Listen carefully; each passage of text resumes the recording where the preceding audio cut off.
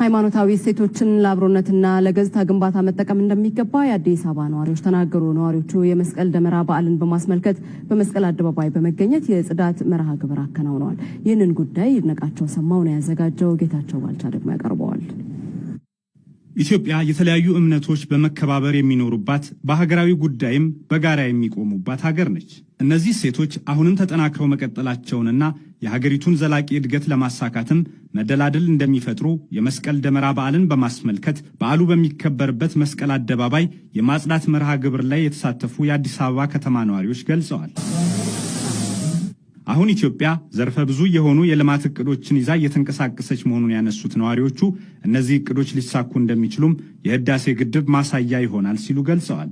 ከቱሪዝም ማሳቢያዎች አንዱ ደግሞ ባህላዊ እሴቶቻችን መገለጫ የሆኑት የአደባባይና ትላልቅ በዩኔስኮ የተመዘገቡት በዓላቶቻችን ናቸው። እነኚህን ከትላልቅ በዓላቶቻችን አንዱ የመስቀል በዓል ነው። በማንኛውም በዓላቶች ላይ አብሮነት አለው። በከተማም በገጠርም አብሮነት አለው። አብሮ የማብላት አለ፣ አብሮ የማልበስ አለ፣ አብሮ ብዙ ነገሮች ይደጋገፋሉ ከሚገርም ማለት ነው። እና ሁሌ የሙስሊም ሲከበር ክርስቲያኑ ተጋብዞ፣ ክርስቲያኑ ባህላቶች ሲከበር ደግሞ ሙስሊሙ ተጋብዞ ተራ በተራ ተጋብዞ ነው። ምንም ልዩነት ሳይኖር፣ ምንም ዘር ልዩነት ሳይኖር፣ ምንም በጎሳ በምናምን በብሔር በሃይማኖት ሳንለያይ ህዳሴ ለዚህ አብቅተን ለ2018 ከፍተኛ ደስታ አለ ኢትዮጵያ ህዝብ ላይ ያለው ማለት ነው።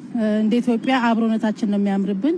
ሃይማኖታችንን ባህላችንን በጋራ በመከባበር በፍቅር በጥሩ ሁኔታ በሰላም ማሳለፍ አለብን። የአዲስ አበባ ከተማ አስተዳደርም ሃይማኖታዊ እሴቶችን ለማጠናከር የተለያዩ ተግባራት እየተከናወኑ መሆኑን ገልጿል። ሁላችንም በአደባባይ ወጥተን የከሌ ብሔር ነው የከሌ ሃይማኖት ነው ሳንል ኢትዮጵያ አንድነታችንን የምናጠናክርበትና አንድነታችንን ለዓለም የምናሳይባቸው በዓላት ናቸው።